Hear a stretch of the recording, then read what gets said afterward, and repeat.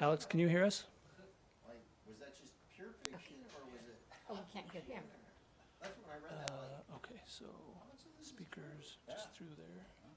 He was a storyteller, but he lived the life, so it might very well be. It's only going to be through here, through the laptop.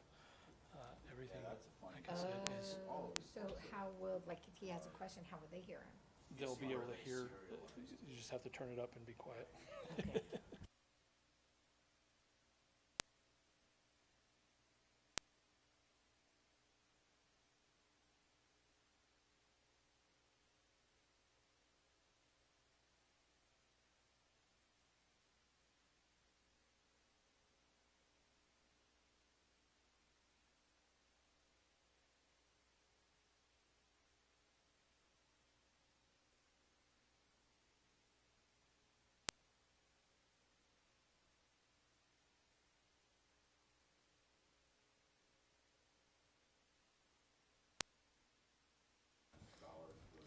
Alex, can you see the agenda online? Mining, and he had a roommate named Higby. He would have to pull it up himself. Higby how to get a job. Yeah, I know. Higby follows Alex, can you hear me? the job, and then Okay, are you able to pull up the agenda online? Yes, I have. Okay, thank you.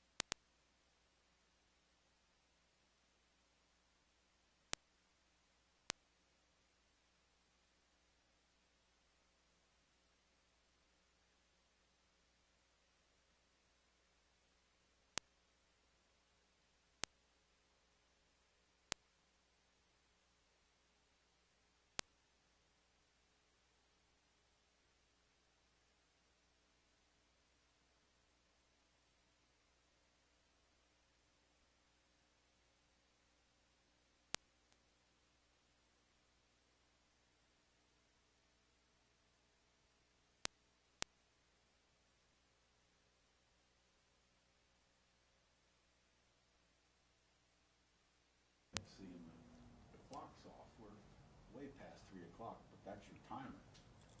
Oh, yeah, that's the public comment, well, good afternoon, everyone. This meeting of the Other Post-Employment Benefits Trustees Committee of Washoe County School District is now called to order. Don, can you take roll? Mark Mathers, Present? Fran McGregor, Mary Lamont, Jeff Kirst, Present. Alex Taylor. Present virtually. We have a Alex, quorum. is there any way you could raise your volume at all, maybe? Or we could hear? No, just gonna be faint, Thomas? Okay. We can hear you, it's just a little faint. But I think, Okay, I will try and speak up. okay. It's our technology, not yours. Yeah. Okay, you're all good. Okay, our first agenda item for action is agenda item 2.01, possible action to approve the minutes of the December 16th, 2025 meeting of the committee. Do I have any corrections to the minutes? Okay, seeing none, any public comment? Seeing none, do I have a motion? So moved. I have a motion from trustee Taylor. Do I have a second? Second. Okay, I have a second. All those in favor, please say aye. Aye. Okay, motion passes unanimously. Thank you very much. Our second item is also for possible action. This is approval of the annual request of the School Board of Trustees for reimbursement of certain costs related to retiree health benefits. And I will turn this over to Mindy Capron to go over. Thank you. Mindy Capron for the record. This is our annual request for us to be able to get money from, or send money to the Washoe County School District that will reimburse for Nevada Post-Employment Benefits Program, the WCSD retiree medical subsidies, and the WCSD retiree life insurance subsidies. And that amount is a maximum transfer of $6,041,574. I've attached a copy of the budget and also the draft minutes from the WCSD board approving this request. Okay, thank you, Mindy. Any questions? Okay, do I have public comment? Any public comment? Seeing none, do I have a motion to approve this request for reimbursement?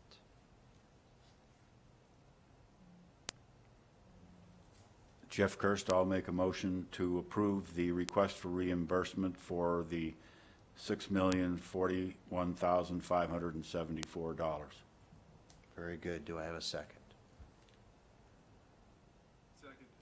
Okay, I have a motion and a second. All those in favor, please say aye. Aye. Aye. Okay, motion passes unanimously. Okay, breezing through this very quickly then. Item 2.03 is a presentation of the unaudited second quarter financial statements. This is just for a presentation and discussion only, and Mindy, you'll go through this for us. Okay, thank you. Mindy Capron for the record. I'm looking at the OPEB Trust Fund Statement of Net Position through December 31st. Our total assets is $97,132,841.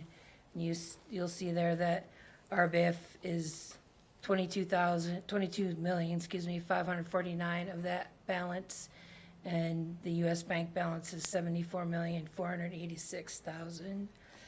Excuse me. If you want to turn the page, looking at the statement of revenues, expenditures, and change in net position, again, for the period ending December 31st. Total additions were $3,374,000, and that's basically made up from the unrealized gain that we saw.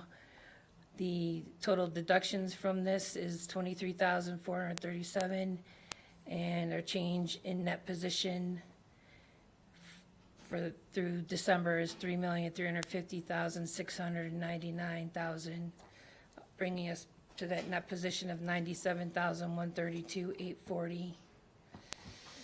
And then the next page, there's a breakdown of the RBIF balance as well as the OPEB balance. So I won't really go through those, but that's there for your review. Do you have any questions?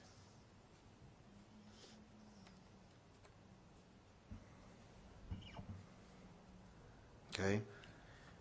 Seeing no questions, thank you, Mindy. Next, we go on to agenda item 2.04, which is presentation and discussion of the quarterly investment fund report for the period ended December 31st. And we have here to present that Tara Hagan of Buckhead Capital. Hi, Tara. Thanks for coming.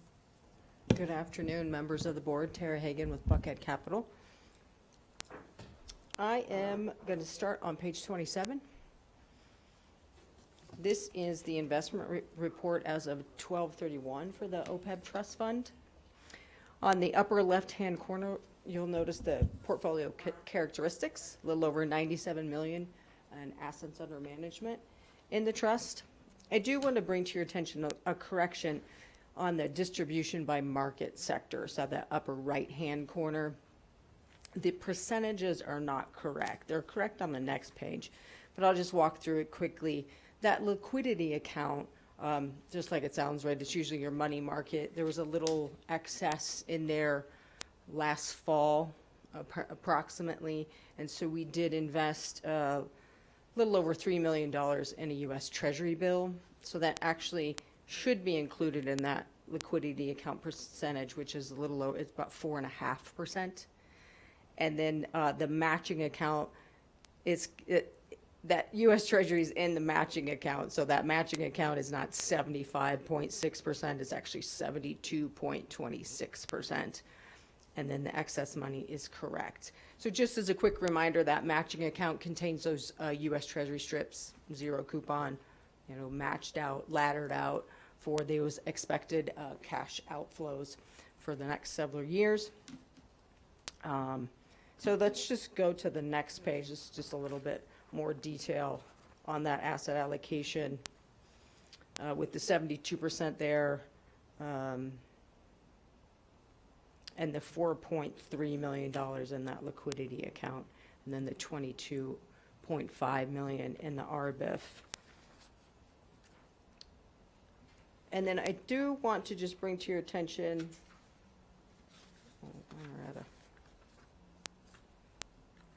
29, that's just the matching account.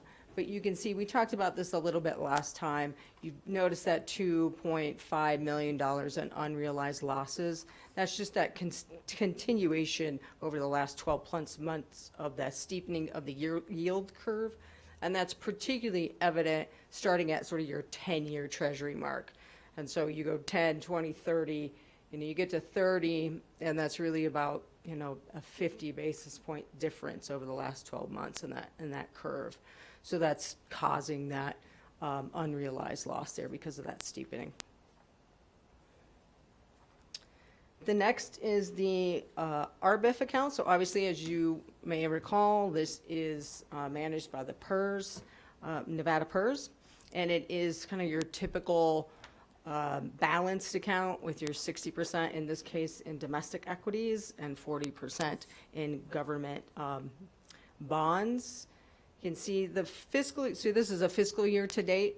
So this is going to be your July 1st through December 31st return of 7.7%, 1 year, December to December, 15.5%. And you can see there on the bottom in terms of when monies were invested in the RBIF around in that third quarter, calendar quarter, of 2024. And so about 2.8 million in gains since that investment, since the inception of that investment.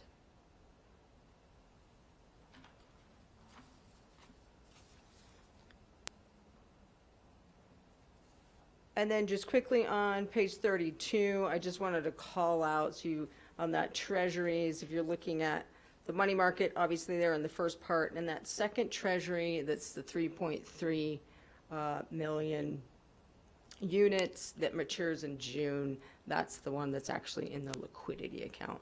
Those others, obviously, you can tell by that May distribution date each year, are the strips to meet that liabilities. And then lastly, just on page 34, is the performance as of December 31st. So the quarterly is about 1%, a little over 1%, and then your year to date, a little over 9% in terms of return. And with that, I'm happy to take any questions.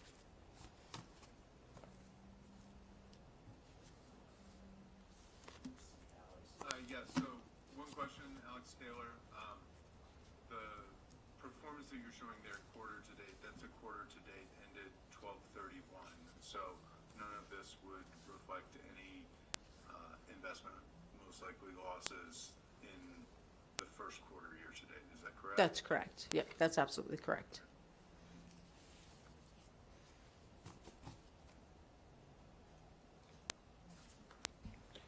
Any other questions? Okay. Thank you, Tara. Appreciate it. We will now move on to a little bit more complex item. This is agenda item 2.05, this is also just for presentation discussion.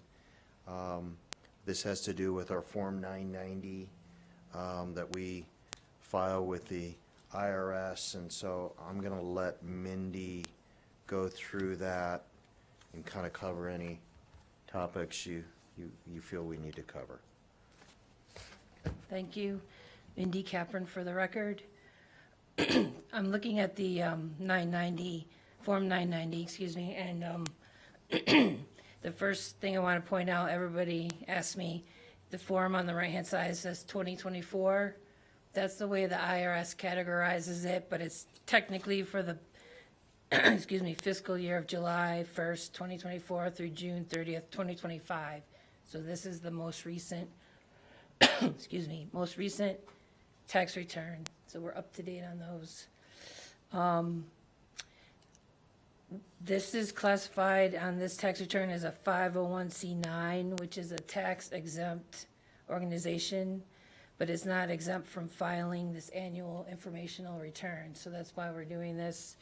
And you can see on the front page there, they're showing revenues of $8,962,000. Expenses on line 18 is $8,353,000, and then line 19 was revenue of $608, and our net position matches our what's in our ACFR of $93,782,000. This is going to be something that Mark's going to sign. The due date, we have an on extension to May 15th, but after we go through today, we're going to be able to sign it and submit it. Not sure, I'm looking at page 6 of the actual tax return. It's called Section B, under the policies, 12A. We have a written conflict of interest policy with the district, and they say that with the OPEB trust, we are following that same policy. So we've included our conflict of interest policy in this packet for your review. We're documenting that we've let you, the trustees, know that we have been formally informed of the disclosure made in the 990, this section right here, that you've been formally notified that if you have a conflict, you need to disclose it. But right now, there's no action required, but you've been notified that if you have a conflict, you should disclose it. And that's why we included our administrative reg 4530, so you can, section 2 tells you what conflicts of interest really are. So we needed to bring that to your attention. Just quickly, the last part of this, the 990T, that is for exempt organizations that have unrelated business income, which our interest revenue from our investments is considered this unrelated business income. Excuse me, should have brought some water.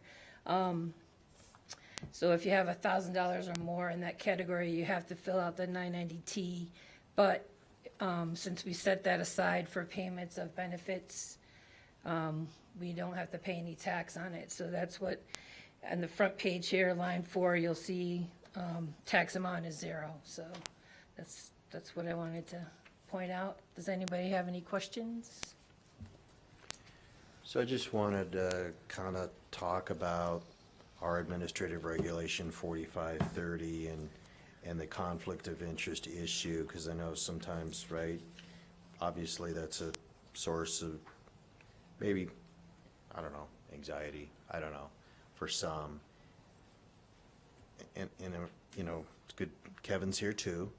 I mean, basically what this is saying is that if someone in a position of influence, when it comes to selecting a vendor or making other decisions, has a actual conflict of interest or an apparent conflict that a reasonable person might think is a conflict of interest, that then they would have to disqualify themselves from participating in that kind of a decision. And so where this comes into play for the district is that,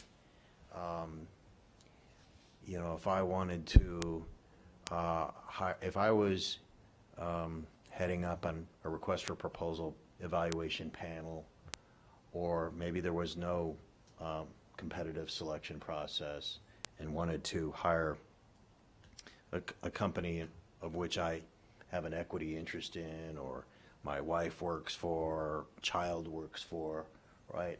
I would need to recuse myself from that decision. So if I was part of that decision, I would have violated the conflict of interest regulation here.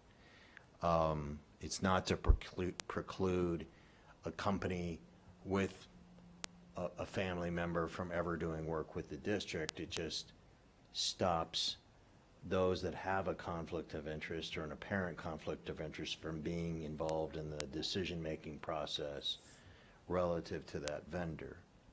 So in OPEB's case, you know, I don't know exactly what, a year or two ago, right, we made the decision to retain Buckhead Capital to manage OPEB assets. So that's the only time I can remember the committee actually making a decision to hire a vendor, right? So if any one of us had a familial or financial interest in Buckhead, we would have needed to disclose that, and depending on kind of the part of the decision-making process you were in, totally remove yourself from that decision.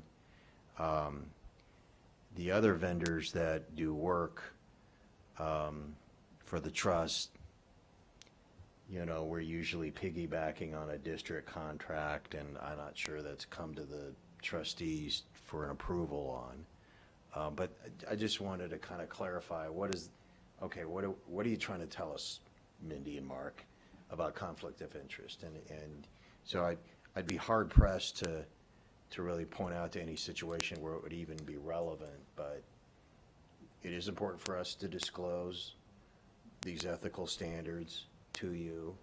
And so if it ever came to happen that there was a vendor doing work for the OPEB trust that, right, where your family member works, or, right, you own equity in the company or whatever, and it, right, came to a decision where you were involved, then this would come into play.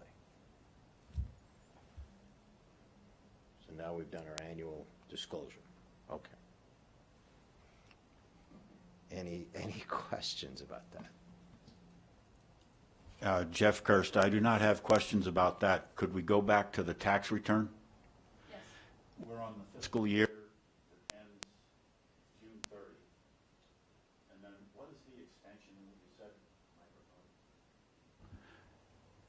You said we're extending, it says right on the top, extended to May 15th, 2026. How does that fit into the fiscal year ending the June 2025? And then got our new fiscal year going right now. Well, after today, we can submit this for the June 25 fiscal year, so we'll submit that to the IRS so that it'll be done. And then we'll go through, you know, finish up 26, get the audited financials, and then do that tax return next, so. Jeff Kirst, so the extension is just to get the extra time to get it done. Right, exactly. Thank you. Yep.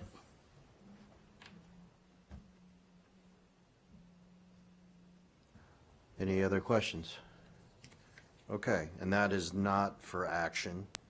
It was just for presentation, discussion only. So our last agenda item is agenda item 2.06. This is an action item. This is continued from the last meeting. And this concerns possible action to approve the OPEB investment plan, including recommendations for asset allocations. And so, Don, I don't know if we can flash up the PowerPoint. I don't know if we need to, but it probably would be helpful. Is it the A or B? It's the first, it should be the first Okay. attachment.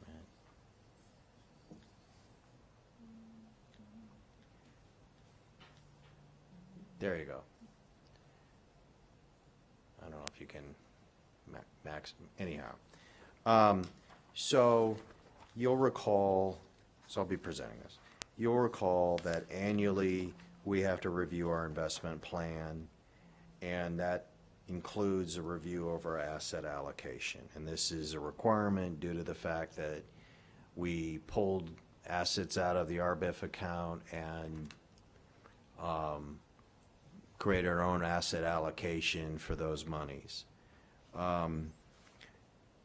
So turning to the next slide, just again to review, kind of that the current investment plan calls for 3 accounts, which Tara had gone over, a matching program where, again, we immunized the portfolio and matched U.S. Treasury strips against projected liabilities. Then we have a liquidity account to pay, miscellaneous expenses that's invested very short term. And then the remainder is in the elegantly worded excess monies account. And that's what has remained with RBEF, to the tune of 22 million or so.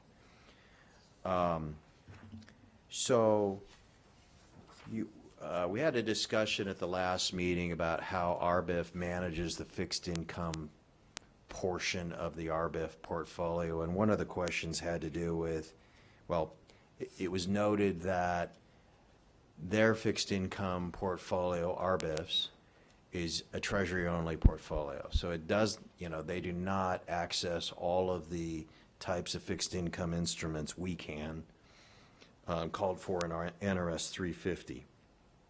And so the question was, okay, if we wanted to pull out of RBIF partially to invest in a wider security, you can stay on that page, Don, a wider security of fixed income securities, a wider basket of fixed income securities, what would that additional return be? And so we went back to Buckhead, who we've worked with for a number of years, and asked them to compare returns for 2 different portfolios.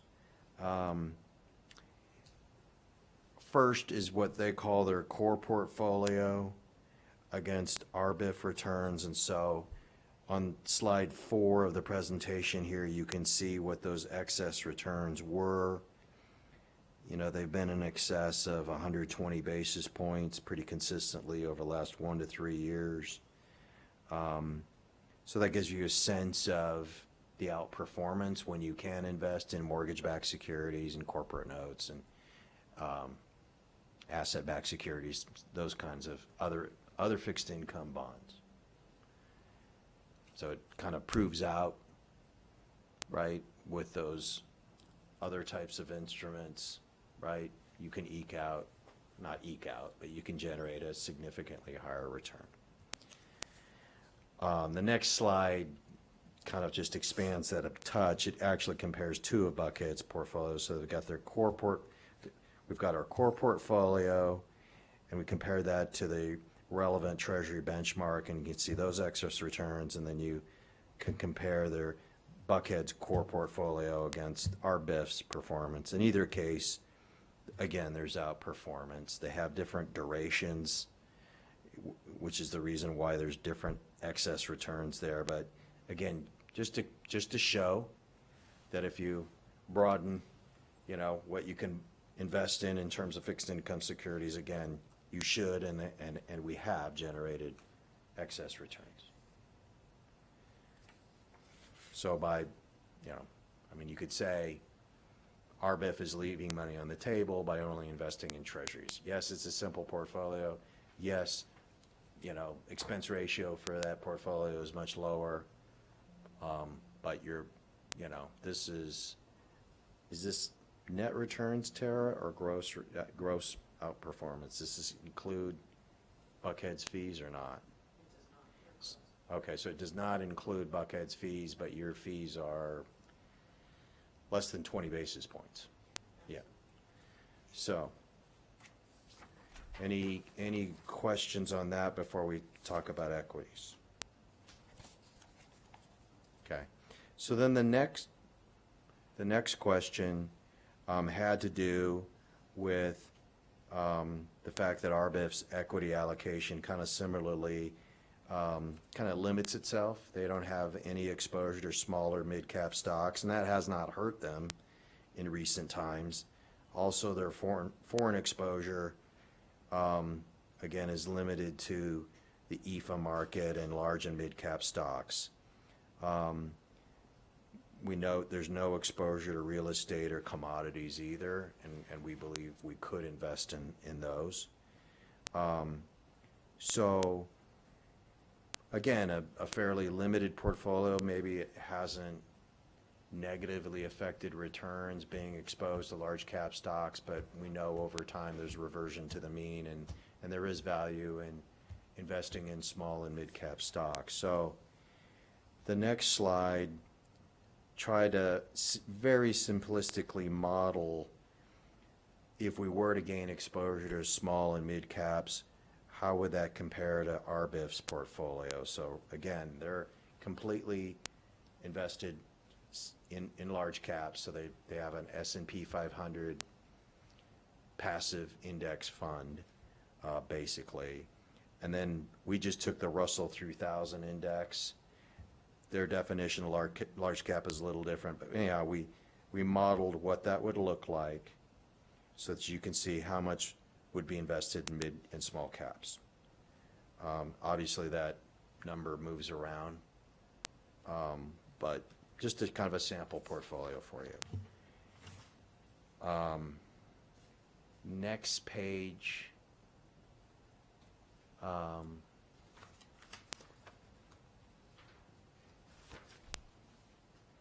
Sorry, we're missing a slide. Maybe we're not. Oh, on the last bullet point of the prior page, sorry, we made a note that, and just to take two different numbers, if the return on large caps was 5%, but it was double that for mid caps, how much more dollar-wise would you generate? And it's $225,000. So it gives you some context as to, okay, even if small and mid cap had returns double that of large cap, it's not nothing, but it's not also in the millions of dollars. Okay.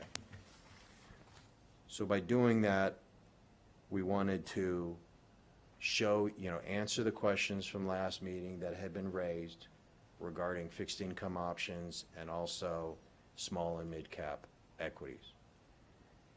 So then we go back to revisit the law, and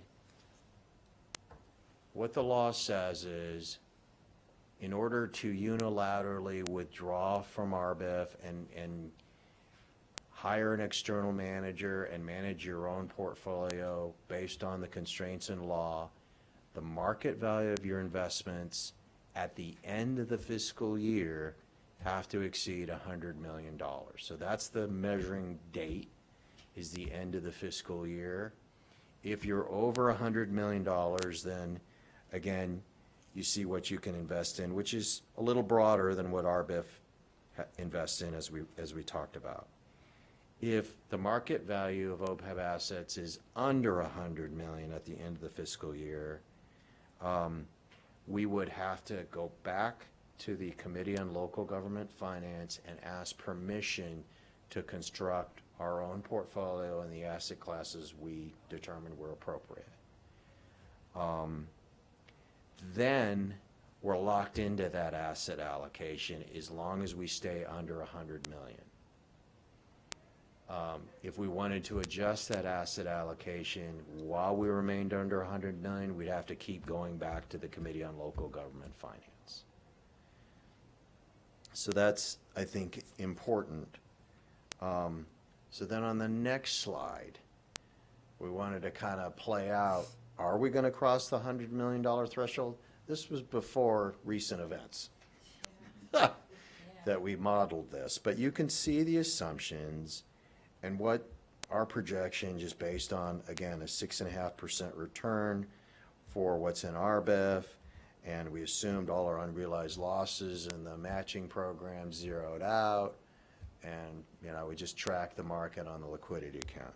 We might just cross over $100 million, but as discussed earlier in the agenda, the fund is also used to reimburse our health insurance fund for retiree medical costs. So we have to subtract $6 million from that. So at the time, just based on these assumptions, what we were projecting was an ending market value for the end of the fiscal year of $94 million, which means then we don't cross the magical $100 million market value threshold, and we would have to go back to the Committee on Local Government Finance and ask for their approval to withdraw from RBIF and construct our own portfolio. So, the last slide provides the recommendation here. Again, we need special permission to design our own asset allocation as long as we're under $100 million. We don't project we'll cross $100 million. And so, somewhat regrettably, we are recommending that we not adjust our portfolio. We continue with the status quo, as we've been doing, based again on just expected incremental returns. The efforts to contract with a second external investment manager, I glossed that over in the slide presentation, but Buckhead focuses exclusively on fixed income. So if we're going to invest in equities, we have to find an outside equities manager, which won't be hard, but still there's effort that goes into that. And then we're locked into that asset allocation, and every time we want to change it, we got to go back to the Committee on Local Government Finance.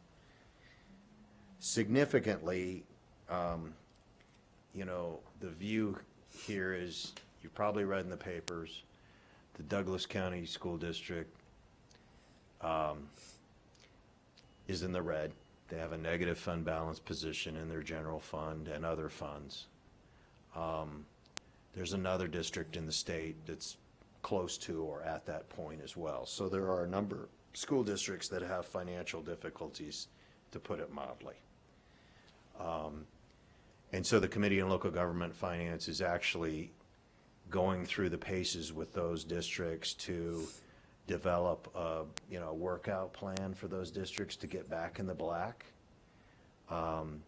Those districts qualify for what's in Nevada law called a severe financial emergency, and they actually could be taken over by the state. So that's how bad it is for at least one district, and I think more than one. It just kind of hasn't surfaced yet. I don't feel like there's great probability that, given that financial landscape for school districts, that they would be inclined to say, yeah, be more aggressive in the stock market. I think that's a good thing, Washoe. I just don't, I think there'd have to be a lot of effort to educate the committee and a lot of reluctance to do that at this point in time, given school districts' issues. We don't have those issues, but it's a hard thing. It would be a hard thing for a committee that's responsible for kind of oversight of local governments to, at this point in time, especially with the drop in the stock market, to say, yeah, you need to embrace risk and go out and do these things. So I don't know if we'd be successful even if we decided to do that. And I guess I've come to the conclusion at this point it's not worth the effort to do that, which pains me for those who know me, but because I think it's a good idea. I think the ideas and the questions raised by our committee have been very good, but it's just not the right time. I don't see that we would need to have really outsized returns, which we've had for a number of years, to cross over $100 million in the future. It could happen, but it's likely going to be a temporary situation. And with that, I don't know that temporary situation is going to happen on June 30th, because that's what it can't be September 30th, it can't be December 31st. We have to measure whether we have $100 million on June 30th of every year. So that concludes the presentation. Are there any questions? Okay. I don't have any questions. This is Alex. I'd just say I agree with you that it's not worth it. I would like to see more diversification on the equity level. Perhaps, diversification away from the heavily concentrated S&P 500. And so to the extent that if we do appear poised on any given June 30th, I think it's still worth considering on an annual basis to diversify into other equity asset classes. You don't even have to change the asset allocation that much, as well as try and get into the agencies on the fixed income side. But that said, I 100% agree with you that it's not worth special petitioning at below 100 million. Yeah. Well said. That's kind of where I'm at. And so the second attachment in front of you is essentially the same investment plan we've had. We've changed the date on the cover, and that's about it. But we do need to take action annually to review and approve an investment plan. And so this would fulfill that legal requirement of our committee to do that. And so, if there was wording changes, we could make wording changes. We could entertain those today. Otherwise, though, I think, we need to, again, reapprove the investment plan. So I'll open it up for discussion before entertaining a motion, just to clarify whether anyone has any changes. Jeff Kirst, looking at our RBIF account, with those funds that we have, we still have targeted 44% in U.S. stocks, 18% in international stocks, and then 34% in the bonds. So that's gives us exposure to stocks if they go up or go down. And then the bonds may go up or go down, but they will pay interest through the RBIF account in that $20 million plus that's in there. And then the analysis that was given, increases are not particularly significant if there's a change based on what the model was that came from Buckhead. So, and we're under 100 million anyway. Yeah, I think, we don't have all of our members of the committee here. If folks were, I think that the question might be if we're incredibly bearish about the stock market and really just nervous about that, I could see where someone might want to withdraw from RBIF, go to Committee on Local Government Finance, go and ask to withdraw RBIF assets and put them all in fixed income, right? Preserve what we have. I mean, again, if you're really risk averse, I could see where someone might want to do that, and that's an easier sell, I think, to Committee on Local Government Finance because we're de-risking. But, so, I mean, that's an option here.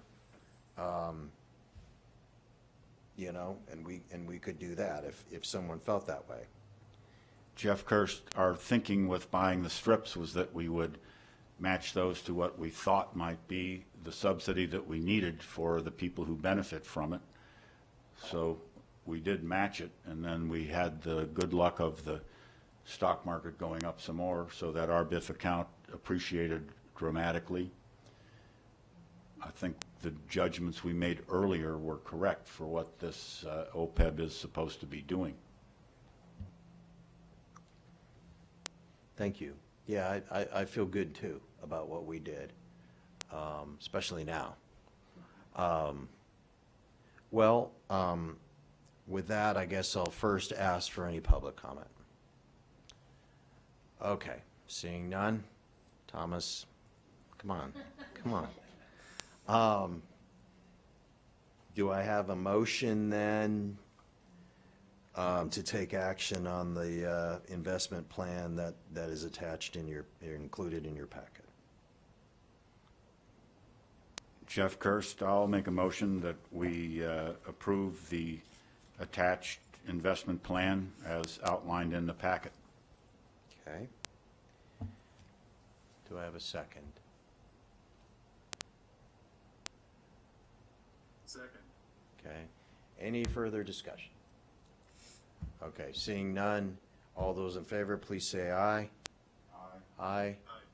Okay, motion passes unanimously. Thank you very much. We are at the end of our agenda, agenda item 3.01. Once again, I will ask for public comment. Okay, all right. We are adjourned. Thank you very much.